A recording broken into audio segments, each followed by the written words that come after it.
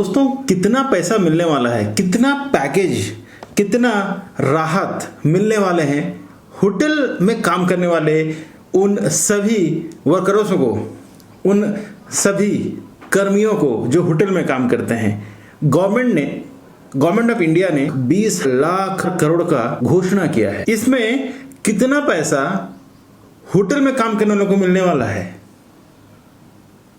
क्या हमें उसमें कुछ पैसा मिलेगा जो हम दिन रात काम करके देश का मान सम्मान को बढ़ाते हैं, देश का इज्जत बढ़ाते हैं? जब भी कोई विदेशी टूरिस्ट आता है देश में घूमने के लिए, हम उनके सामने अपना देश का सम्मान बढ़ाते हैं। और आज जब ये महामारी एक राक्षस बन के आया है, ये सबका काम को निगलने के लिए, सबका जो रोजी रोटी था उसको निगलने के लिए, तब क्या सरकार हमें कितना पैसा दे रही है, हमें कितना पैकेज दे रही है? नमस्कार दोस्तों, मैं हूं अशोक कुमार साहू, आपका अपना प्रिय करियर एडवाइजर और एक स्वेच्छा समाज सेवी। आप सबका नमस्कार करता हूं और आप सबका तहे दिल से इस चैनल में स्वागत करता हूं। दोस्तों, आज हम बात करेंगे क्या कितना पैसा मिलने वाले हैं उस पैकेज से जो भारत सरकार द्वारा घोषणा की गई है। क्या हमें उसमें कुछ मिलने वाला है? तो आज हम डिटेल्स में बात करेंगे। अगर नहीं मिलने वाला है और मिलने वाला है तो कितना, अगर नहीं मिलने वाला है तो क्यों, और हम सरकार से गुहार करेंगे कि सरकार हमें भी मदद करे। हम भी इस देश के पार्ट हैं, हम इस देश के लिए काम करते हैं, इस देश में रहते हैं। अगर हम इस देश के नागरिक हैं तो हमारा भी हक बनता है, जैसे उन तमाम सेक्टरों को हक है, ठीक है। और उन तमाम जितना भी हैं पुजारी हैं, मंदिर के पुजारी हैं, पुजारी के लिए भी आज कई करोड़ रुपए घोषणा की गई है।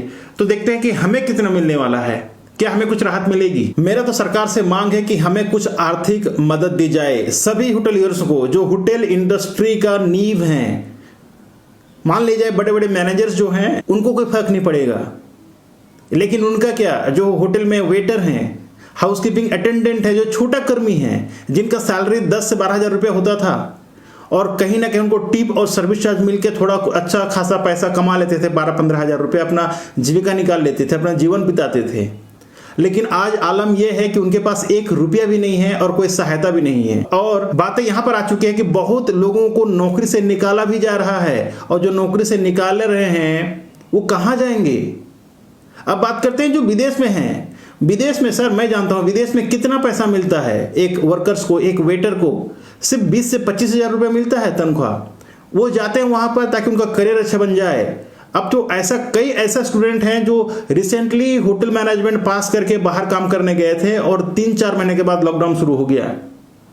पहले तो उनको ये मार कि उनको 4-5 लाख रुपया खर्चा करके वो लोग कॉलेज में पढ़ाई किए लोन लेके। अभी लोन का मार उनको पड़ रहा है, उसका इंटरेस्ट है। अब उनको वहां से आने का प्रॉब्लम, वहां पर उनको नौकरी नहीं मिल रही है, सैलरी नहीं मिल रही है, कैसे जिएंगे? तो क्या हमारे होटलियर्स भाई लोगों के बारे में सरकार ने कुछ सोचा है? सरकार ने सोचा गरीबों के लिए, सरकार ने सोचा बिजनेस लोगों के लिए, लेकिन हमारा क्या, जो हॉस्पिटलिटी इंडस्ट्री में काम करते हैं, जो 11% जीडीपी का हिस्सेदारी देते हैं, जो देश का मान सम्मान के लिए काम करते हैं। India is a large market for travel and tourism. It offers diverse portfolio of nice tourism products like cruise, adventure, medical, wellness, sports, MICE, ecotourism, film, rural and religious tourism. India has been recognized as destination for spiritual tourism for domestic and international tourists. In independent speech from Red Fort, Mr. Prime Minister urged people to visit 15 domestic tourist destinations in India by 2022 to promote our tourism industry. India was ranked 34th in the Travel and Tourism World Economic Forum. As of 2019, more than 4.2 crore jobs were created, which was like 8.1% of total employment of India in our country, according to WTTC. But what happens today? Why our ministers are silenced for tourism industry? जब minister लोग बाहर घूमते हैं, जाते हैं, hotel में रुकते हैं, तब वाह ही बोलते हैं कि वाह शेफ क्या खाना बनाया है। वेटर्स को बोलते हैं वाह it's so nice service from you. लेकिन आज जब ये सब लोग जब प्रॉब्लम में फंसे हुए हैं, तब क्यों सरकार सो रही है? मैं सरकार से अर्ज करता हूं, मैं सरकार से रिक्वेस्ट करता हूं, एक अपील करता हूं इन सभी होटलियर्स की तरफ से। मैं उनका नेता नहीं हूं सर, ये मत सोचिए कि मैं उनका नेता हूं, जी नहीं। मुझे दुख है, मैं जानता हूं, क्योंकि मैं भी एक होटलियर, मैं जानता हूं उनका दुख। कुछ कीजिए सर, आप जिन तक ये वीडियो पहुंच रहा है प्लीज कोशिश कीजिए कि ये कंसर्न पर्सन तक पहुंचे, ताकि लोगों को हेल्प हो सके। उन तमाम जो छोटे कैटेगरी के, जो लोवेस्ट कैटेगरी में काम करते हैं, जो बर्तन धोते हैं, जो गार्डन में काम करते हैं, जो स्विमिंग पूल में काम करते हैं, जो इलेक्ट्रिक में काम करते हैं, इलेक्ट्रिक एज एन इलेक्ट्रिशियन, जो प्लम्बिंग में काम करते हैं होटल में, जो स्पा में काम करते थे होटल में, जो सर्विस में काम करते थे, जो फ्रंट ऑफिस में काम करते थे, हाउसकीपिंग में काम करते थे, किचन में जो शेफ थे, आज सबका काम बंद है। आपने सबके लिए पैकेज की घोषणा किया, सबको हेल्प मिल रहा है, लेकिन उनका क्या? जो होटल में काम करते थे, जो टूरिज्म हर जगह बंद है। मान लीजिए जो 5 स्टार होटल में काम करता है, बड़ा होटल में काम करता है, इंटरनेशनल चेन में काम करता है, उनका सैलरी मिल रहा है, लेकिन उसमें भी लोगों को फिल्टर किया जा रहा है। साथ ही साथ अगर हम बात करें छोटा होटल का, जैसे कि लॉजेस हैं, 3 स्टार 2 स्टार होटल्स हैं, जिनका लोकल ओनर होते हैं, उन सभी वर्कर्स का क्या? उनके लिए तो कुछ सोचिए, उनके लिए कुछ पैकेज की घोषणा कीजिए। सिर्फ पैकेज से काम नहीं चलने वाला, उनको कुछ आर्थिक मदद मिलनी चाहिए, कम से कम 2 महीना 3 महीने के लिए, तभी जाकर वो सर्वाइव कर पाएंगे। नहीं तो कल जब इंडस्ट्री फिर से खड़े हो जाएगी तो शायद वो इस इंडस्ट्री में आने को आनाकानी करेंगे। फिर से अगर जब कोई विदेशी हमारे देश में घूमने आएंगे, टूरिज्म के लिए आएंगे, तो शायद उनको वो सर्विस नहीं मिल पाएगी, लोग दिल से काम नहीं कर पाएंगे।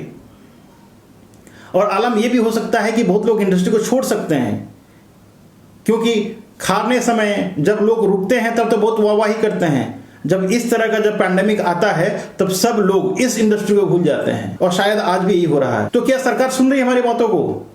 मैं उन तमाम होटलियर्स की तरफ से, उन तमाम टूरिज्म इंडस्ट्री के लोगों की तरफ से जो काम करते हैं, दिन रात मेहनत करते हैं, धूप में खड़े होकर लोगों का सेवा करते हैं, मैं उन सब की तरफ से, आप जितना भी मिनिस्टर्स हैं, जितना भी मुख्यमंत्री है, प्रधानमंत्री है, टूरिज्म मिनिस्टर है, सबसे अर्ज करता हूं, सबसे रिक्वेस्ट करता हूं कि उनके लिए भी कुछ किया जाए सर, तभी जाके उनके दिल में तसल्ली होगी और वो वापस इस इंडस्ट्री में आके काम कर सकते हैं। मैं एक करियर गाइडर हूं हॉस्पिटैलिटी इंडस्ट्री का, तो मुझे बहुत सारे कॉल्स आते हैं, उनको ये भी पता नहीं है कि किनको अप्रोच करें सब चीज के लिए। तो मैं सोचा ये माध्यम से मैं आपसे एक अपील कर सकता हूं कि आप एज एन गवर्नमेंट उनको कुछ हेल्प कर सकें, उनका सभी का लिस्ट निकाल के सभी होटलियर्स को कुछ तो आर्थिक मदद मिलनी चाहिए। More than 9%, 8.1, 9% in between of total employment of India, इतना लोग काम करते हैं सर, 4.5 करोड़ लोग काम करते हैं सर इंडस्ट्री में।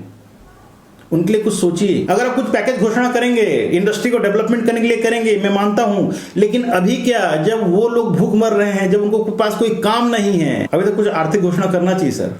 उनका भी, जैसे आप आधार कार्ड लेके सभी लोगों को पैसा दे रहे हैं ना, उसी तरह मेरा एक रिक्वेस्ट है, मेरा एक अपील है कि उनका भी, जितना होटलियर्स हैं, उनका भी आधार कार्ड लेके सर, उनका डाटा लेके उनको भी कुछ आर्थिक घोषणा जरूर करना चाहिए, तभी जाके सर वो इंडस्ट्री में टिके रहेंगे। अन्यथा मुझे लगता है सर इंडस्ट्री को छोड़ देंगे वो। अगर जब छोड़ देंगे तो टूरिज्म का क्या हाल होगा। मेरे सभी दोस्तों, मेरे जितना होटलियर्स हैं, सबसे विनम्र अनुरोध है, इस वीडियो को जितना ज्यादा हो सके आप शेयर कीजिए, लोगों तक पहुंचाइए। लोग अपना जो भी दुविधा है, जो भी प्रॉब्लम्स हैं, उसको शेयर करें। यूं अगर आप चुप बैठे रहेंगे दोस्तों, तो कल आपके सुनने वाला कोई नहीं रहेगा। इस चैनल के माध्यम से, इस वीडियो के माध्यम से आप अपना जो भी प्रॉब्लम्स हो बताइए। मैं उन सभी कंपनी का शुक्रगुजार हूं जो अभी तक लोगों को नौकरी से नहीं निकाला है, बट मैं उन सभी और कंपनी से बोलना चाहता हूं जो निकालना चाहते हैं, प्लीज मत निकालिए अपने स्टाफ्स को, क्योंकि कल अगर फिर होटल खुलने लग जाएंगे सर, टूरिज्म खुल जाएंगे, तो शायद ये फिर से इंडस्ट्री में आने को आनाकानी करेंगे और फिर इंडस्ट्री को आगे बढ़ने बहुत समय लग जाएगा। और जितने भी होटलियर्स हैं भाई लोग, मेरे से जुड़िए,